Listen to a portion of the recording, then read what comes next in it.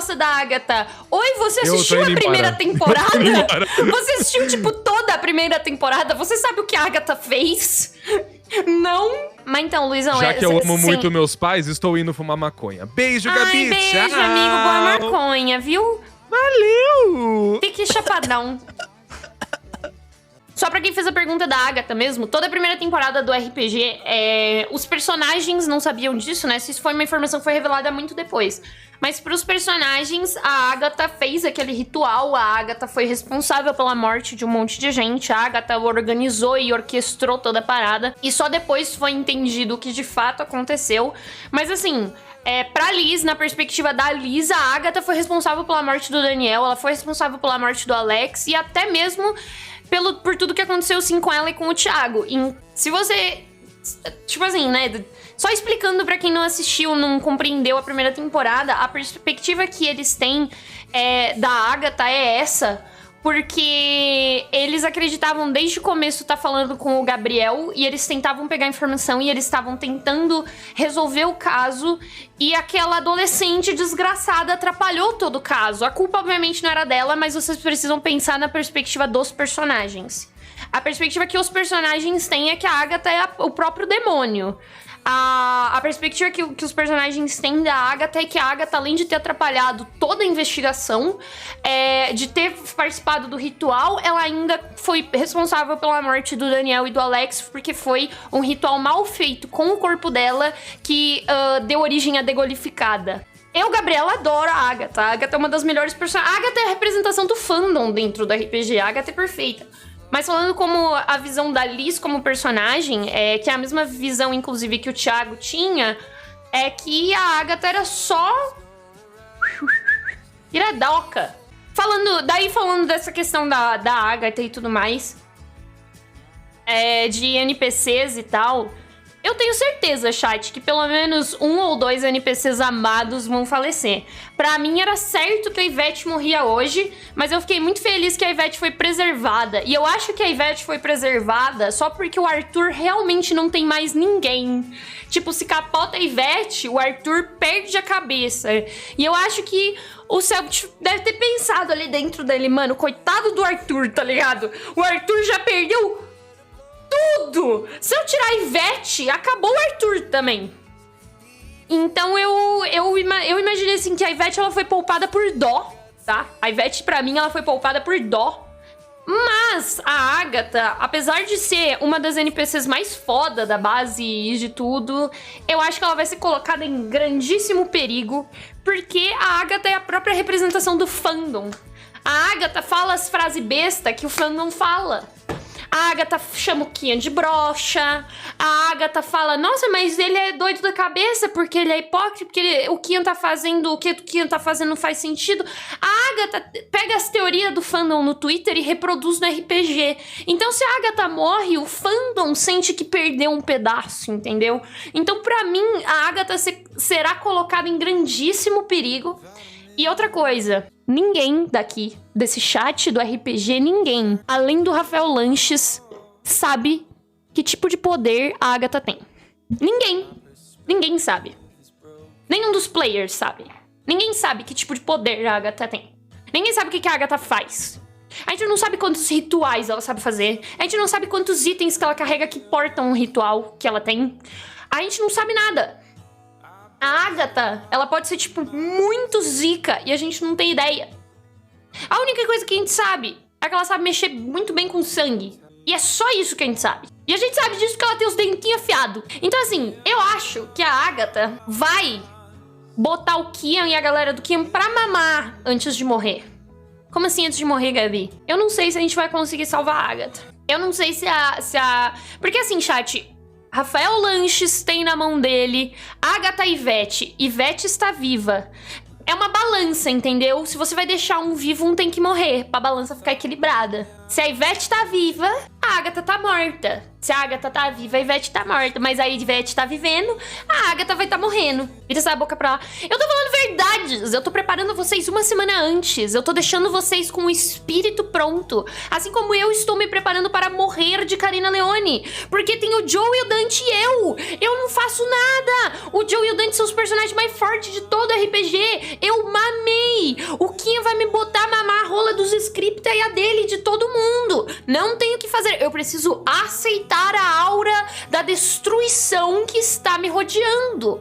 A aura do completo desespero. Porque se eu não aceitar esse desespero que tá rolando aqui ao meu redor, eu vou me desesperar na hora que acontecer. Eu não posso me desesperar na hora que vai acontecer. Eu tenho que me desesperar agora, que daí quando chegar a hora eu vou estar plena.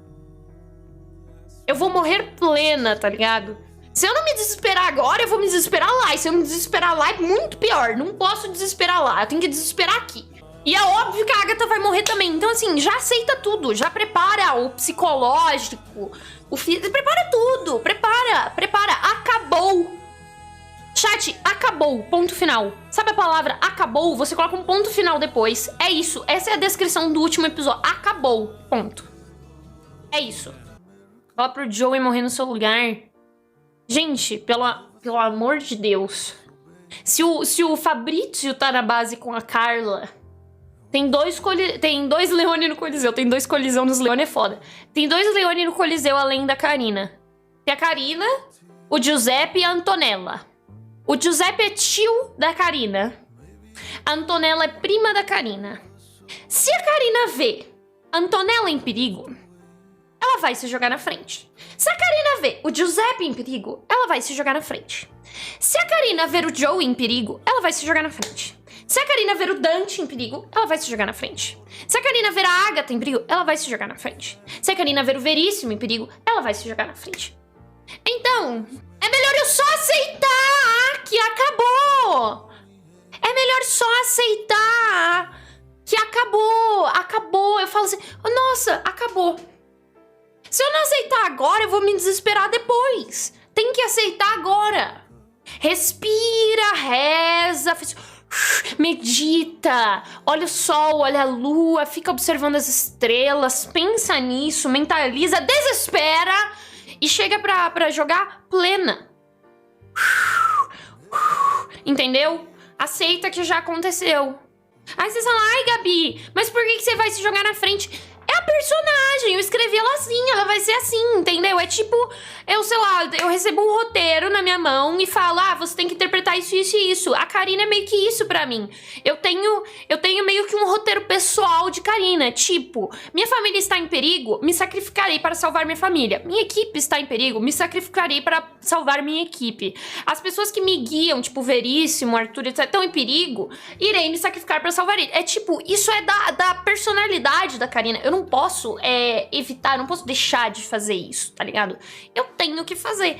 Não tem, tipo assim, eu não tenho opções, entendeu? Ai, mas a Karina não vai tentar ficar viva para reconstruir os Leone. Gente, a Karina vai se sentir a pessoa mais desleal, a pessoa mais não digna do posto de ser uma Leone se ela deixar alguém morrer porque ela não fez nada. Se ela deixar alguém morrer pelo bem dela, pra ela os Leone acabaram ali. Pra ela não é mais digna de usar o colar dos Leone. Porque não existe nenhum Leone digno de usar o colar se ele deixa alguém pra morrer. Pra ela, a lealdade de ser uma Leone... a lealdade é tipo o elemento principal que forma ela. Se ela for desleal, se ela não fizer jus ao nome dela, ela prefere não viver. É tipo o Fabrício correndo pra cima do bicho. E a Carla tá viva, graças a Deus. Nossa senhora, se a Carla morresse, puta que pariu. E se o Alfredo tiver no Coliseu...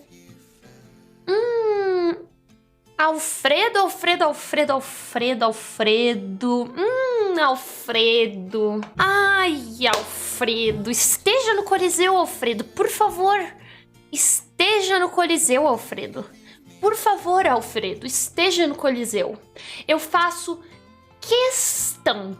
Eu imploro, esteja no Coliseu, Alfredo. Vocês já comeram espaguete ao molho Alfredo? Se não, não se preocupem. Sábado que vem eu faço um pra vocês provarem. Um espaguete ao molho Alfredo. Um molhinho Alfredo no espaguete. E eu vou contar um fun fact sobre o Alfredo. Na verdade, vocês já devem saber disso se vocês assistiram um episódio dos Scriptas. Mas o Alfredo, ele é um personagem que... ele não é um Leone de sangue, assim. Ele é tipo, como se fosse um parente muito distante da família que foi acolhido pelo Marco pra ser criado junto ali na mansão dos Leone e tudo mais. Então, ele é meio que uma pessoa que, sabe, ia ser deixado de fora e ele foi acolhido pelos Leone. Mas ele meio que... ele quis se vingar, ele quis trair... se vingar não, né? Ele quis trair os Leone justamente porque ele não... ele não se sentia muito parte, ele se sentia deixado de lado, sendo que, mano, ele foi acolhido, tá ligado? Tipo, ele foi muito arrombado com o que ele falou.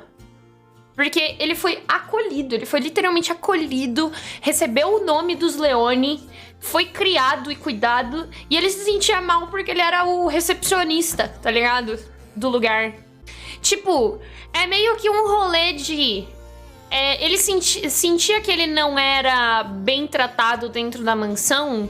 Eu acho que justamente por essa questão de, tipo... porque ele não era um membro da família de sangue. Então, tipo assim... ele não fazia as mesmas coisas que os outros faziam. Tipo, ir pra combate. O Alfredo não foi, sabe...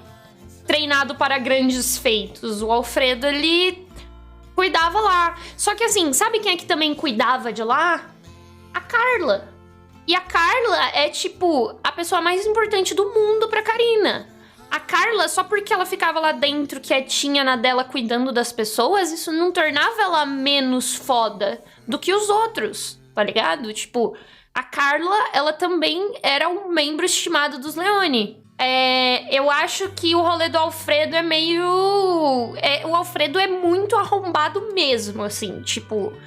a história dele... é de ser um filho da puta mesmo, assim, tipo... porque, na minha visão, como... tipo assim, falando como a visão da Karina o Alfredo, ele foi acolhido. Foi dado tudo do bom e do melhor pra ele.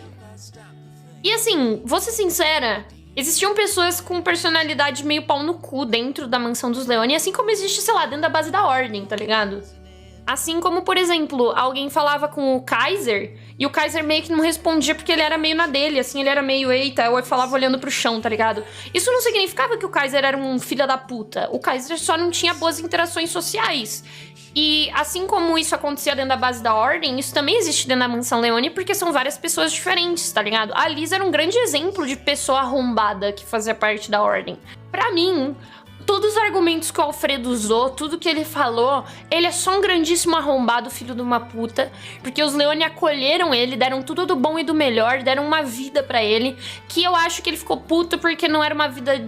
de completo luxo. Eu ia falar não é uma vida de completo luxo, mas é uma vida de completo luxo sim, porra. As armas dos Leone são tudo com um leão de ouro. Como que isso não é luxo? Você tem um pingentaço de ouro com um leãozaço grudado aqui de ouro.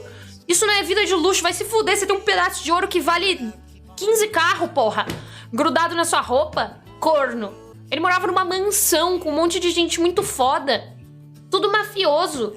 Filho da puta, mano. Sobre o Alfredo, pra mim ele é a Clarissa 2.0. E assim, a Clarissa, eu acho que ela ainda tinha razões pra isso. O Alfredo não tinha. Pra mim o Alfredo não tinha razões. Pra mim a Clarissa até tinha razões.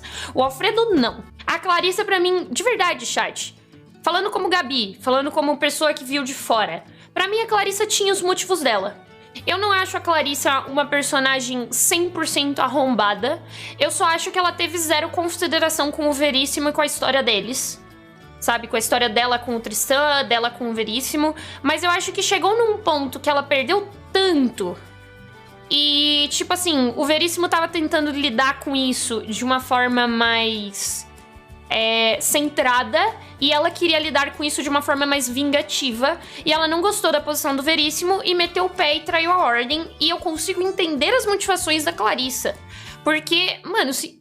vocês lembram da cena que o Gal faz a Clarissa matar as duas pessoas mais importantes da vida dela? Eu não acho que ela enlouqueceu.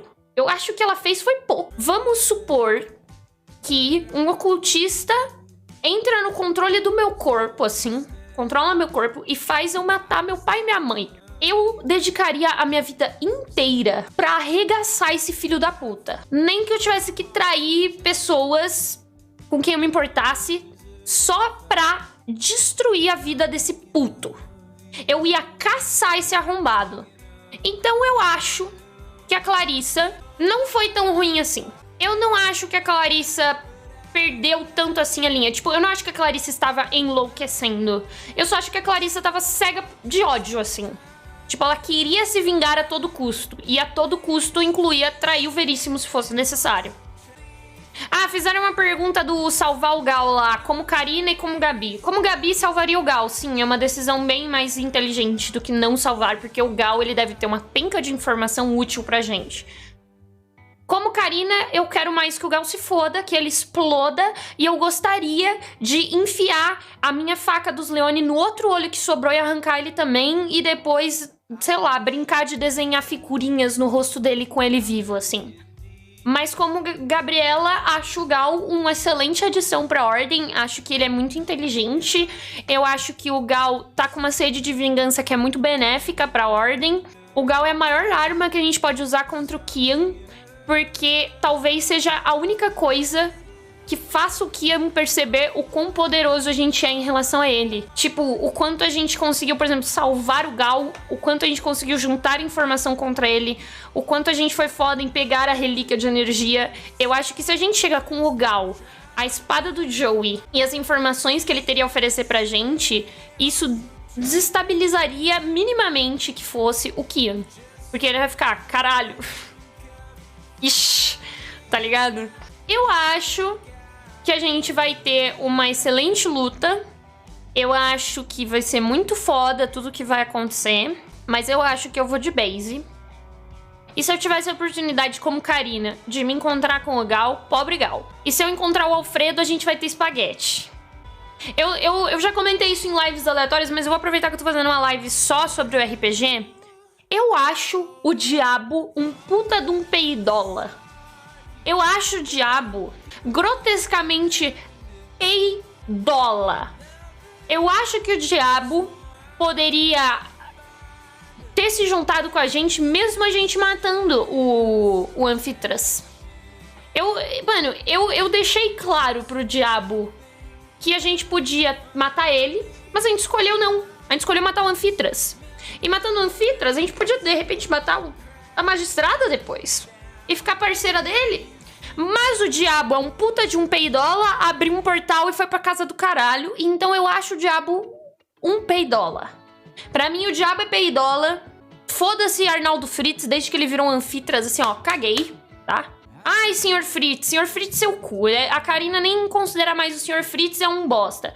Se o RPG acabar, você vai mostrar o diário da Karina? Ah, o diário da Karina meio que tá lá, né? Só ninguém nunca pediu pra ver. E sei lá, tipo assim, se o Rubens pedir pra ver o diário da Karina, a Karina vai ficar meio... Você, Rubens? Agora, se o Dante pedisse pra ver o diário da Karina, a Karina acho que ia considerar... Se bem que a Karina deu uma tretada meio violenta com o Dante. Não sei. Eu preciso repensar como é que é a posição da Karina em relação aos personagens agora. Porque a pessoa que ela mais curtia... Assim, era o que ela mais sentia a proximidade era o Dante. E meio que ela sentiu que ela perdeu a conexão que ela tinha com o Dante depois que ela descobriu, não. Depois que ela entendeu alguns motivos pelos quais o Dante luta, tá ligado? Ué, mas por que o Dante? Porque o Dante foi o que teve os diálogos mais significativos com a Karina. Por exemplo, na Mansão Leone, ele encontra um broche dos Leone num corpo. E ao invés de ele me falar que ele encontrou algo, ele fala que ele não encontrou. E eu faço um teste de intuição contra a enganação do Dante. Eu percebo que ele mentiu. Mas ele mentiu, tipo assim... Ele mentiu pelo bem da Karina, tá ligado? Tipo... E ele nem conhecia a Karina. Ele podia simplesmente ter entregue o broche pra ela. Ele podia simplesmente ter feito essa ação, tá ligado? Ele não fez. Aí depois tem a outra interação que... Tem algumas interações, assim, com o Dante. Mas eu acho que as mais relevantes é... A Karina vai transcender. Ela, tipo, troca uma ideia com o Dante, tipo, poxa, tá ligado? Eu nunca fiz isso e tal. E o Dante fala, relaxa, no seu tempo.